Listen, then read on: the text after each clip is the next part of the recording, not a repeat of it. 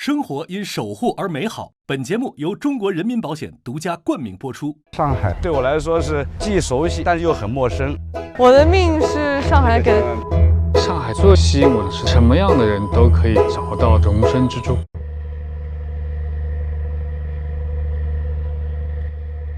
你说起上海呢，有种很奇妙的感觉。其实我是生在上海，我是66年在上海静安寺医院生在那儿。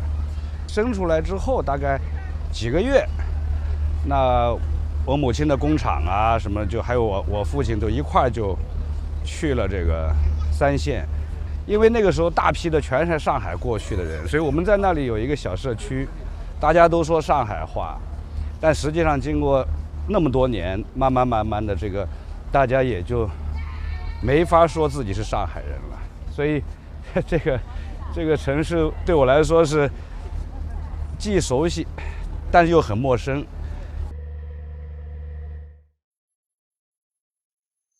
很尴尬的，所以我一直在面对自己的这个身份认同和这个地域认同或者家乡认同的问题。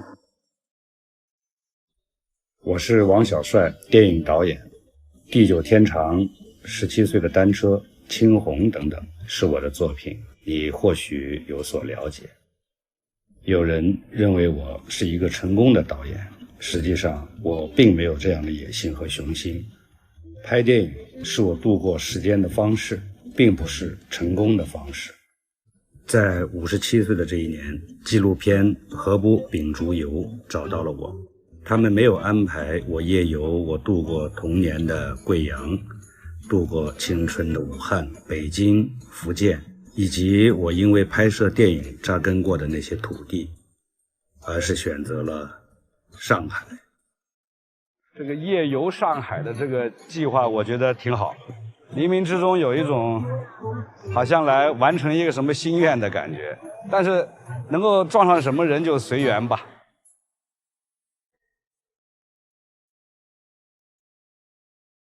生活因守护而美好。本节目由中国人民保险独家冠名播出。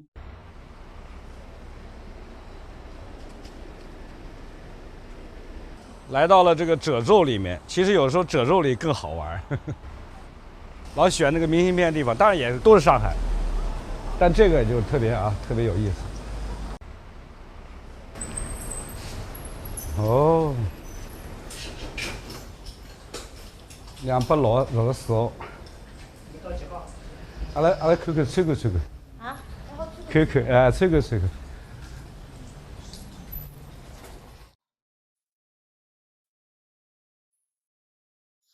它这种电线呀，这个真的是上海的这个弄堂里的这种居住方式了。哈哈，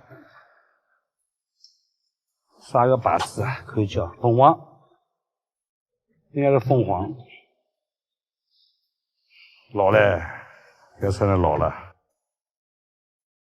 你看这搞得非常有上海的这种调调。它还是有传统的，令人家向往这种美好啊。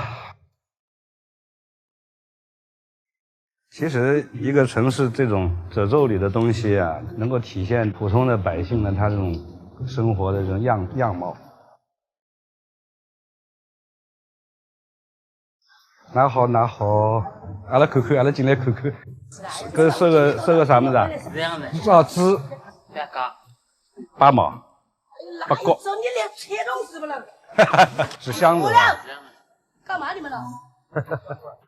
你们都没关系，阿拉看看。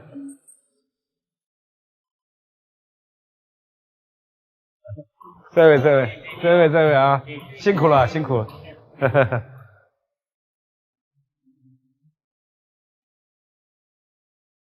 他很真实啊。真正生活在里面的人，他也是很艰苦，他就是生活着、生存着，这样很具体。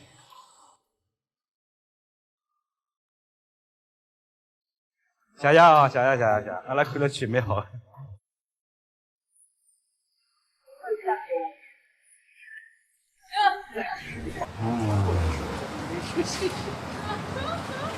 这是什么地方？哎，你好，你好。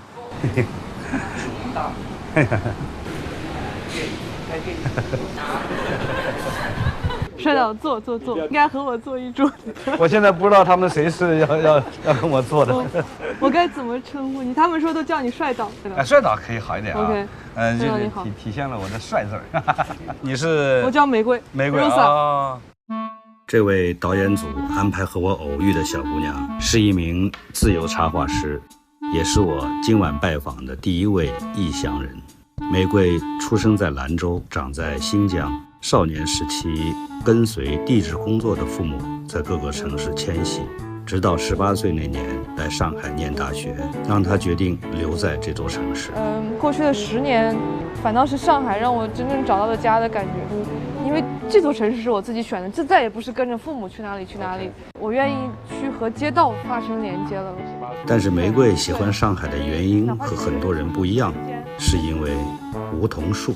第一次见到梧桐树，我在想，哇，为什么上海的树的那个树皮是支离破碎的，不是一整片的？比如说樟树啊什么，它都是就是完整的一个树皮，但是梧桐树是一块一块的。比如说这块剥落了，然后新的一小块就会出现在它原来的位置，就是层层叠叠，层层叠。我说的矫情点，就像这座城市的历史，就是其实是很容易发掘的。你以为100年前离你很远，对吧？不是的，只要你住进弄堂，你就能钻进一条虫洞。你已经能慢慢的看到50年前的上海，有什么东西留到了现在，70年前的、80年前的、100年前的，你只要轻轻的这么碰一下，历史就会一片片的掉下来，你能看到最核心的东西。我真的太他妈喜欢梧桐树了，我自诩为梧桐树下最年轻的神。梧桐树下的女神。我想和树交流啊。南昌路这条路，当时徐志摩、陆小曼啊，什么巴金啊、林风眠，他们的故居都在这条路上。对，没有梧桐树就没有上海，所以可以说每棵梧桐树都是真的是有根系的，有生命的。这些树见证了太多东西。所以我们去看一棵非常奇怪的梧桐树。走，好吧，这你是真喜欢梧桐树的，看来。你看它为什么长得那么可怜巴巴的？为什么那么瘦弱，然后又歪七扭八？而且你看它像不像一个中指？就它只剩了最后的一根指头，就其他的指头都被削没了。然后确实看来它好可怜的。如果你一直被砍，你就很灰心丧气啊！你好不容易长出一棵嘛，被削掉了，后来你就不敢长了。你觉得长有什么意思？通过你这么一说，我对这棵树真的产生了很大的同情啊！真的是像受了气一样。我抱抱它，我经常抱树，因为我们是朋友。这个确实是实话，就是去年因为我太难过了，我的心情我会一颗一颗的抱过去，所以好，你抱抱它，就我能听到它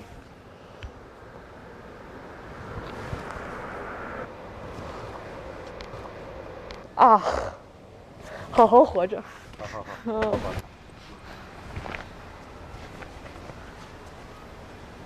听听它有没有心跳。对的。路灯灭了。No， 路灯灭了要做什么？要在这跳舞吗？一会儿。哎呀，太好了！我这个舞台灯光都打好了，所以我给你打灯呗。你们要音乐的。这是一个就是《Coco》里面的一首很有名的主题曲。然后你听这个，这声音再大点。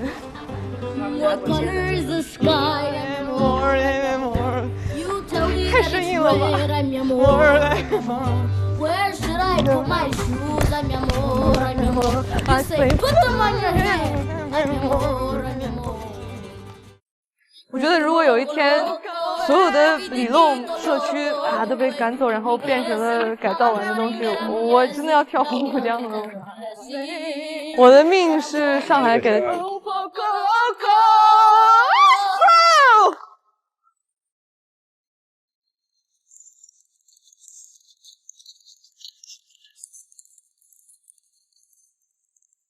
肉体的死亡没什么，但是如果这个世界上没有人再记得你了，就当最后一个人也忘记了你，那你真的就死掉了。我尤其在2020年初的时候，非常的恐惧。疫情来的时候就很不容易买了好多机票作废吧，回到这边觉得捡了条狗命，我就觉得我不想再那么随随便便的只是游荡。那个时候开始，我就没日没夜的开始画画，把我生命中只有我一个人记住的瞬间给画下来。我想记录我的生命，因为我不想被人忘记。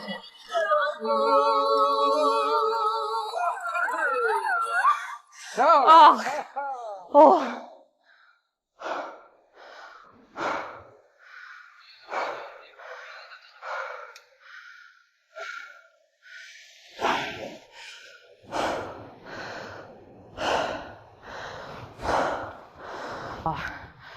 谢谢你老朋友，好好活着。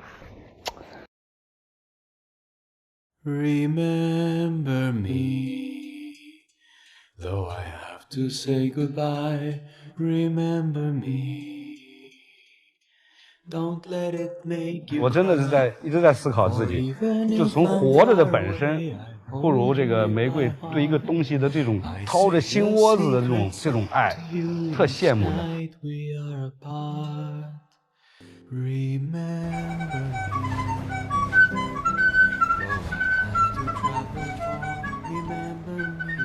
他就是这个理发铺的，你能想象他给人剪头发做生意，然后晚上是自己玩这个啊，而且他没有人看见，并没有他自己在那儿，那就是吹给自己听的。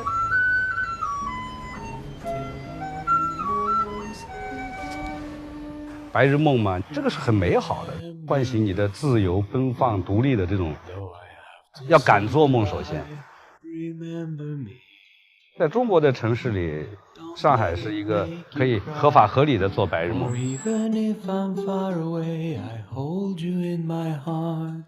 I sing a secret song to you each night we are apart. Remember. 祝帅导永葆青春。哎呀，那个非常非常高兴啊，今天能够。我高兴。我高兴，我高兴。你给我了满满的一个能量。上海这座城市让我们发生了连接。对对对。真好。好的好的。祝帅导好，谢谢你，谢谢你。拜拜。好，拜拜。哈哈，这位。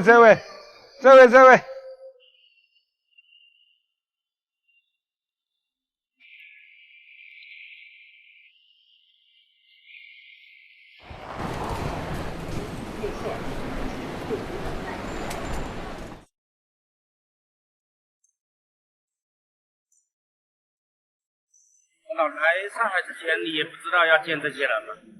我不知道，我现在充满了好奇。关键是，他知道他要干什么吗？他也不知道。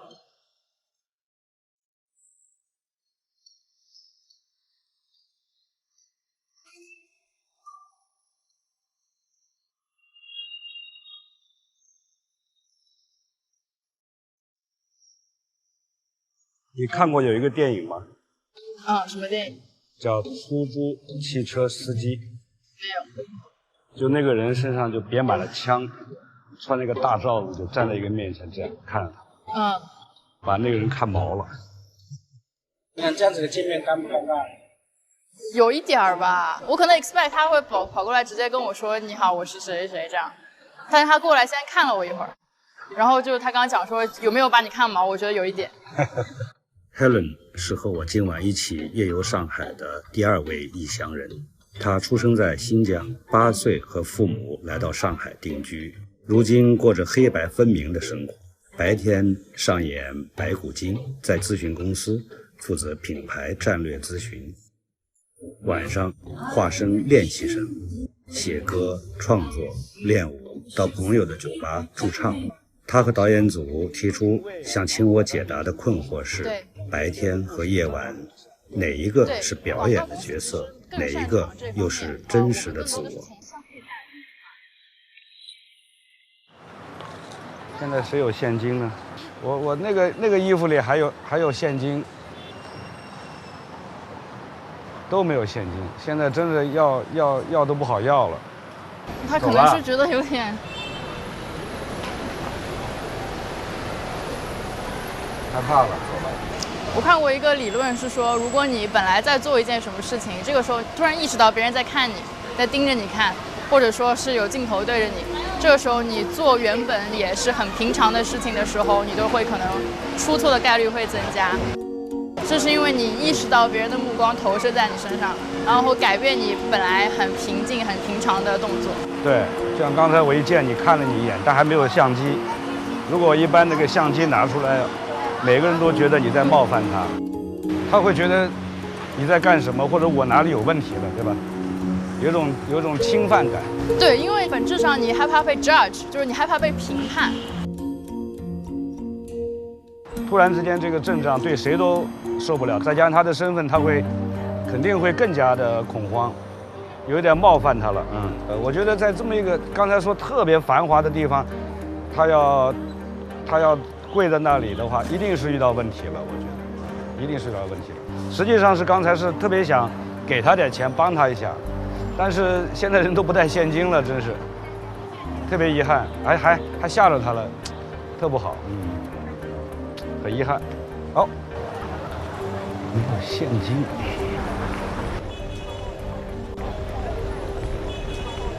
怎么找到你呢？带我逛上海这个感觉啊，那我自己觉得我的特质呢是说，我除了白领这个身份之外，我还有一个身份是，音乐人，就我是一个原创和驻唱歌手。哦，真的？对。可能是这个原因，包括我的朋友和周围的人也会觉得，天生就会觉得我有不止一个身份，但其实每个人都有很多身份，可能我的这几个标签让大家会觉得。是普遍会觉得比较酷，对对。你玩音乐多长时间了呢？唱歌我从小就开始唱了，写歌的话大概是最近2、3年开始的吧。对。可能之前我是有问题，我的疑问是，如果脱离这个名校民企的这些标签也好，光环也好，我还要怎么定义我自己的价值？那我不是名校民企。就是美国什么什么大学毕业？对，我是复旦大学毕业，然后我的 MBA 在麻省理工上的。哦哟。对，大部分人是这个反应。对。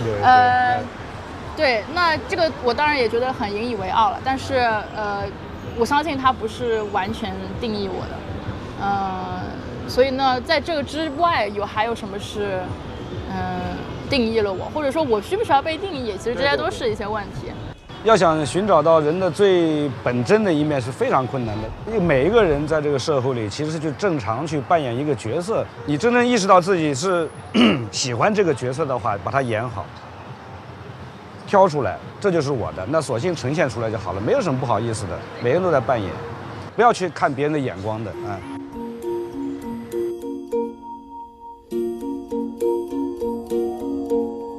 我们接着往前走。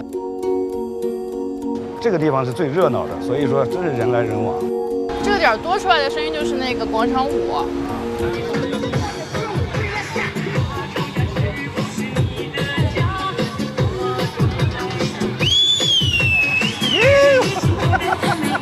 再来一个。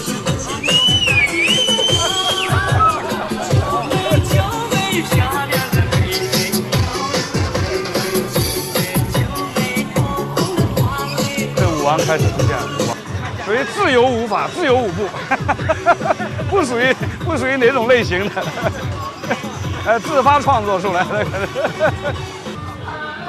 这个进入传统派、老派。啊，你看这又一个，你看穿这个蓝衣服的蓝绿衣服的又是一个啊，独自。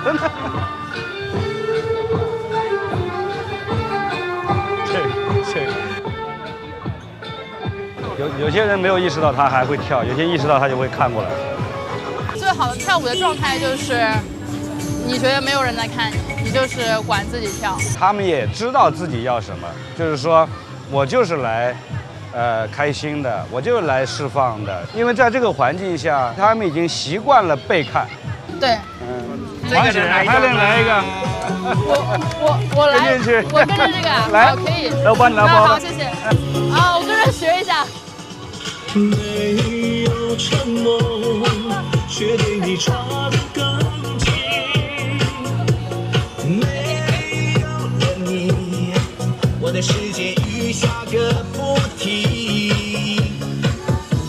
我付出一生的时间，想要忘记你，可是回忆，很快乐。这叫什么广场效应，知道吗？其实，在这过程中慢慢寻找自己了，把平时不具备的东西调度出来。对，我同意，很释放的。对，进入那个状态之后，有点心流的感觉。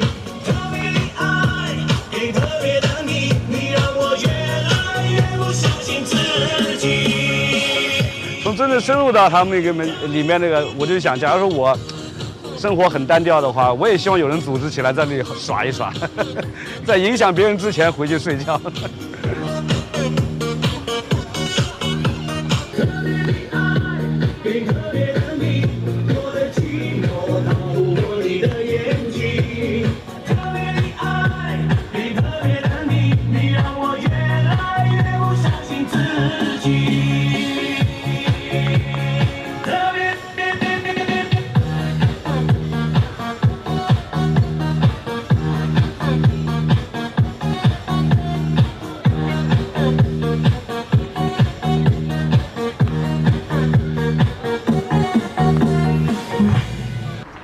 哇，这块你看完全没人，很安静。对啊，那我们在这坐会儿呗。好的，好不好？嗯。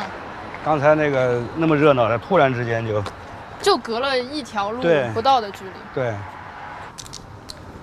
对，我觉得其实这里挺符合我理想中的，年纪大了以后找一个场地，唱唱歌啥的。那比如现在你就可以唱啊。我假装这是舞台是吧？可以啊，我经常干的一件事情是，就我跟别人说我是业余的歌手，他们有的人就会起哄说那你来了呗，我真的就会当场来。那你性格真好，性格不错。对，我觉得我需要让更多的人听到我，那我就来一个呗，来一个呗。哎呀，太好了。所以我是可以给你表演一首我自己写的原创歌曲吗？对。起了很大很大的雾，都看不清楚了树、天空和远处的路。挽你的手臂，你的絮语也听不清楚，但那一天的生活在我心底反复，忍不住好奇，珍惜小心翼翼藏在扎克的婚礼，我的起伏心绪和汹涌雷雨。我喜欢你，等于路过世上的所有万花镜。我喜欢你，我自己作词的一首歌，叫《世上的所有万花镜》。然后我选万花镜这个意象的原因，我是觉得很多人就是没有办法用几个词、几个标签去定义的。你看到它，你就觉得那么丰富，那么不简单。搞音乐表面上是对外，比如说我驻唱，我站在街边拿个麦克风这样唱，那我觉得有很多时候是向内探寻的，在跳出来看我自己的过程中，有哪些是我当下想表达的东西。唱得很开心，把自己工作之外释放出来，也就可以了。两边这个角色扮演都能够自洽就很好，不要去看别人的眼光的啊。谢谢。谢谢。我觉得那个状态，希望有机会还能听到你更多的歌。打断你们喽，随便聊，我从背后补个镜头。OK。看看他们把我们这个今天晚上这个过程编辑出来以后，我说实话，我是很忐忑的，因为我能理解剪辑可以有什么样的力量。但是回想我们刚才一路走的话，我觉得我们聊得很自然，也可能有人会讨厌，哎呦，有摄像机在后面，他们假装在演，这是摆脱不了的。人生，我觉得就是摆脱不了。就算没有摄像机，你还有同事，还有朋友，还有其他人看着你，议论你，或者就算你不 care 他们，但是你碰到议论你的人，你又要表现出一种方法，这是一点办法都没有。好吧，我拍好了，但是我拍一个你们碰杯的画面。 OK， 哎，好，希望导演满意。来，碰一杯。干杯，谢谢。这个我们这样的认识太奇妙了啊！是的，是的。拜他们的福，我们就这么凭空在那个像撞干杯一样撞一块儿，是经历这么短短的1小时。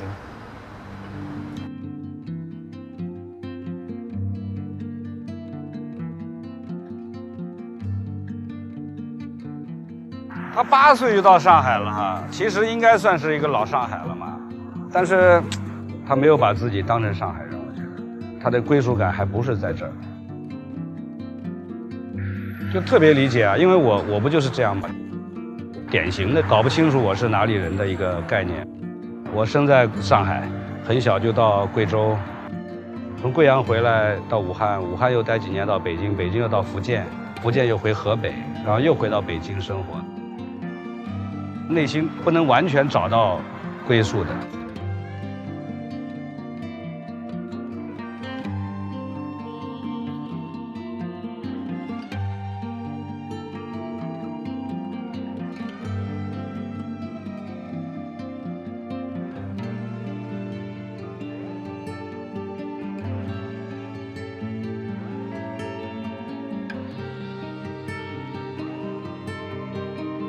如果没有这次的机会的话，我可能怎么也不会来做这个游客。嚯，壮观，壮观，壮观！这真要感谢你们，这第一次从这个角度看两边，浦西和浦东都看到了。哇，漂亮！稍等会儿啊，这个角度比较壮观，没见过，没见过。我一会儿要给你介绍一个刚刚来上海读书2年的上海音乐学院的学生，你们2个怎么见面？你也是导演，我也是导演，我现在想不出来。想不出来啊！我觉得他就可以坐在某个地方，我直接走过去，因为毕竟我在游嘛。也是假的，也是假的，那假是肯定。还有一个是不是他在吹笛子？哎，对对对，我刚刚想到这个，大家可能假如他们围观看着，这时候哎吹完我上去打个招呼，这没办法，怎么都是假的，他真实不起来的，他一定是安排的。怎么办才能自然一点，王导？就像以前一样嘛，走过来互相打个招呼，握握手还是怎么着？你想要怎么样？好，那我们就这么拍。你好，哎，你好，你好，你好，你好，你好，你好。您是来旅游的？对呀，您是从哪边来的嘞？我是从北京啊。北京来的。那您方便问职业是？我是拍电影的。那您是制片还是？我是导演。哦，导演。对，一般你们都不太知道我。哦。躲在导演嘛，躲在人群后面。人群后面。那你来几年了呢？今年是第2年。那你来这2年怎么样呢？我有一个很直观的一个感受，快。啊，快速，就是他们大家走都很快，我也会不由自主的跟大家走的也很快，跟着。但是我想着，哎，我好像不赶时间啊，不赶时间，那我就尝试慢下来，结果我的鞋子被踩掉了，后面有人赶着你了，对，把我踩掉，然后会不停的听到这种不耐烦的声音传到我耳朵里面。那学的是什么专业？学的是从这吹的那个笛子。哦，笛子，那拿出来看看。这个就到了我的秀场了。对，到你秀场了。那哟，很多。这都是你的宝贝了，武器。对，这是我的吃饭的东西。我们小时候都尝试过吹它的。最大的障碍是吹不响的。你要不要试试？举手投降。你要不要先试试？它不可能。你要不要试试？吹不出声儿。你就吹响就好了，随便拿。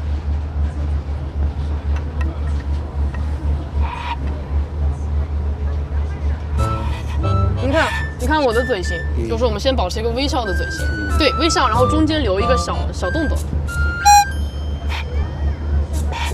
您看我的嘴型，模仿一下。好，开始往里。我就是放弃了，我真的我一直在尝试，说玩这个就是不行。说到你们这个，经常有一个最流行的这个好玩的话，下面一个独奏一个。好，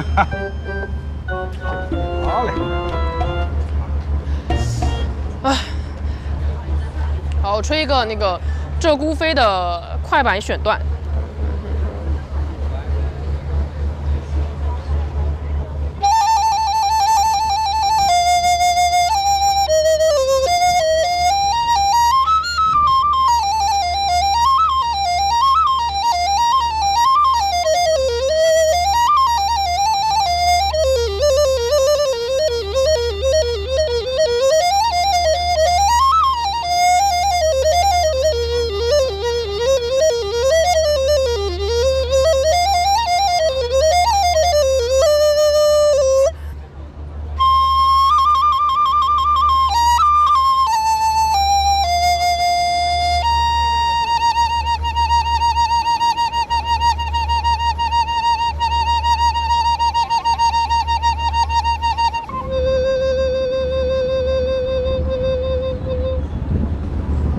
哇，这个太棒了，这个太棒了！哎呀，今天真是这个奇遇太好了。虽然我们是寻找到一个特殊的地方来，这个背景来吹，但实际上你要是没有那种感觉震撼，那后面就什么都不值了。这个真的带给我们很强的震撼。我都后悔当时应该我录一下就好了。哎呀，不好意思，再来一遍。当然可以。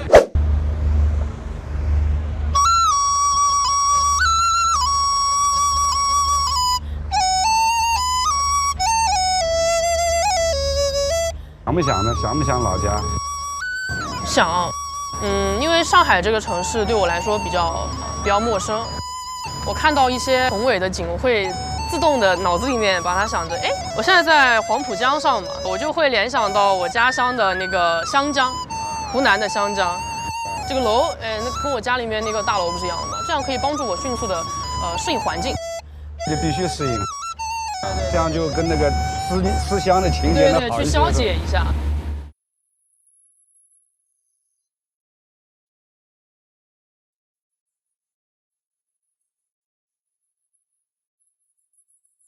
我在上海想家的话，我就会去吹。笛声响起的时候，我就感觉自己好像回到了家里。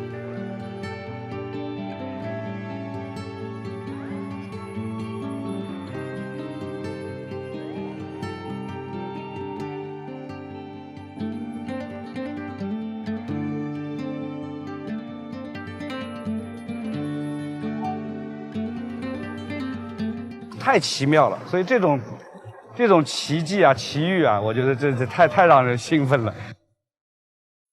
王震老师，那接下来您想去拜访谁？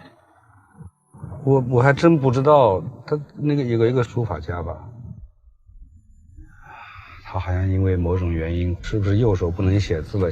这个命运落在每个人自己身上，自己能不能克服这个，跨过这个难关？确实是。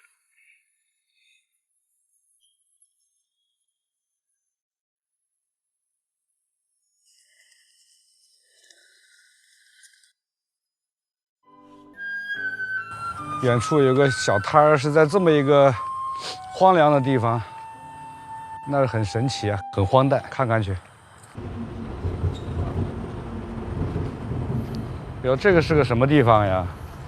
啊，这边是打气球玩的。这个这么荒凉没？你在这摆着啊？有生意吗？这边还可以，因为这边是靠近地铁站啊。然后周末嘛，偶尔摆一下。哎呀，我只看你面熟啊。我叫朱静一。哦 ，OK， 我是早就知道那个啊，看过你好多电影。看到。终于见到了朱静一，在导演组提供的人物资料里，我最期待见到他。他的经历像一个剧本故事才会有的起起伏伏。年轻时因为不甘在学校里做美术老师，毅然决然离开了江南小城，来到上海找机会。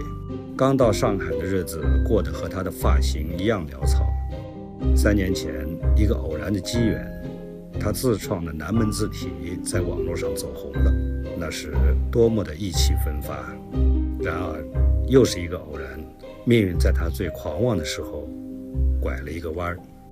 要不要试试啊？没玩过这个。可以，右手扣扳机，左手托前面。啊，对对对，3点一线，看从这里顺过来，看这儿，看这里，对准气球最鼓的地方。打那个红的边上，看。哎，还是3点一线。不对呀，我认为你枪有问题。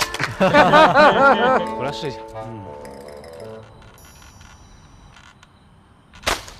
哦，厉害！哦，好，漂亮，百发百中，有功夫，还是手上的功夫。可以啊，这不服不行。好，可以。我是单手打的啊，因为我这个手受伤，3年前中风了。对啊，中风，就是脑梗，脚也有一点跛了。这个手和嘴巴是我吃饭的工具。当时都不能用了，是我说话要重新说，等于说现在我这个程度是当时从一个字一句话慢慢读练习练出来，现在已经算恢复点了啊。因为书法怎么办呢？我就改这个手啊，改这个手了，好，太钦佩钦佩钦佩钦佩。我觉得这也是老天给我的一个礼物吧。就是我之前的人生，到那个地方全部停止了，从头再来过。哦，不然怎么会遇到这种事？会不会有的上帝啊、苍天呢？为什么是我那种感觉？我想的，一开始前面2个月没想，为什么？那个时候处于懵逼状态，就整个人很懵。等到开始渐渐病情好转了一点，就开始想这个问题。我之前觉得，就是我也觉得很狂。我那个时候我觉得。我身边不需要人，我能够干一切事儿，我也不需要爱人，我也不需要父母，也不需要，我觉得一个人可以了。但是你一旦生病之后，你就觉得我操，最宝贵的是有人陪伴，你知道吗？太宝贵了。我是觉得谁都不会想到这样的命运会，好像这一切都跟别人有关，跟自己都没有关系。对，哪天要遇到你了，你怎么办呢？你哭天抢地也不行啊，就是来了，遇到了。我之前也是做英语培训的然后呢，你大家也知道，突然之间，对一个行业这个整个的转型变动，所以呢，跟朋友说，哎，合计怎么能够更好的在上海这个地方能够更长远的，就是能够扎根。更长久的能够去留下来。就是那个时候我拍那个《地久天长》，然后实际上呢，我就是觉得到一定的岁数，你真的会觉得很多时候生活会变，它不见得一直在你的这个设计好的或者以往一直在走，它会天有不测风云，它会遇到一些突如其来的东西，让你就很无常，命运很无常，包括他也是，好像我的工作就这样了，突然之间来一个不可控的因素，又会变化，又去寻找。他们真的让我们看到了这个，哎，请朱老师带我们写书法。好。你想写什么？发，好，怎么样？可以，写个发。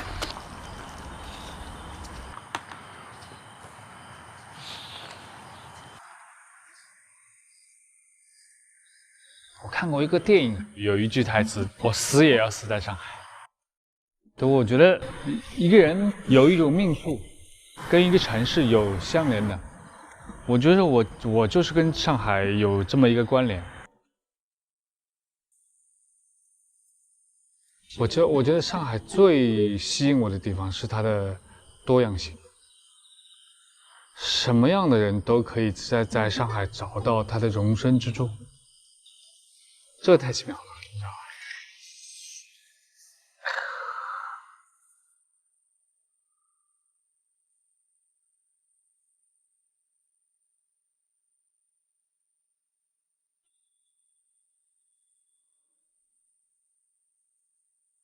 ？I have a dream that my 4 little children will one day live in a nation where they will not be judged by the color of skin, but by the content of their character. I have a dream today.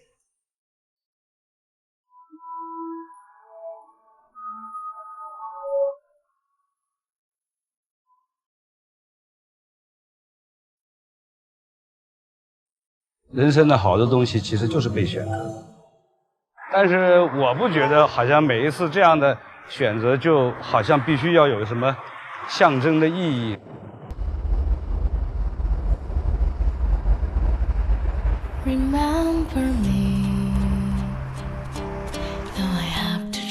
它就是上海啊，真实的生活就是这样。在中国的特大城市里面，上海不管它的这个文明程度啊，还有它的城市本身的建设是最好的，有很现代的一面，同时又有很安静悠闲的一面，最能够满足是我们对生活的这个一种期许。人就需要这样生活，对吧？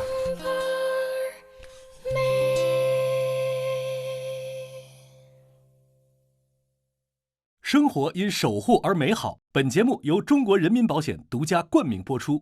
我会说上海话，但是经常也说不标准。拿好，拿好，拿好。热死了，热死了。哎，他毛偶。环境，上海话怎么说？